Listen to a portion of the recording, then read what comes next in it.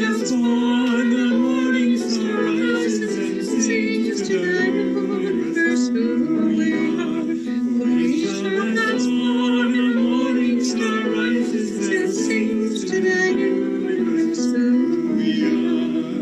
We are grandmother's presence, and we are our grandmother's dreams. We are the breath of our ancestors. We are the spirit of God. We are mothers of courage and fathers of time. We are daughters of dust and sons of creation, sisters of mercy and mothers of love. We are mothers of life and the builders of nations, leaders of truth and keepers of faith. We are makers of peace and the wisdom of ages. We are grandmother's prayers, and we are our grandmother's dreamings. We are the breath of our ancestors. We are the spirit of God. We are mothers of courage and fathers of time. We are daughters of dust and the sons of great visions. Sisters of mercy and brothers of love. We are mothers of life and the builders of nations. Sisters of truth and keepers of faith. We are makers of peace and the wisdom of ages. We are grandmother's prayers, and we are grandmother's dreams. We are the breath of our ancestors. We are the spirit of God. For each child that's born, a morning star rises and sings to the universe who we are. For each child that's born, a morning star rises and sings to the universe who we are.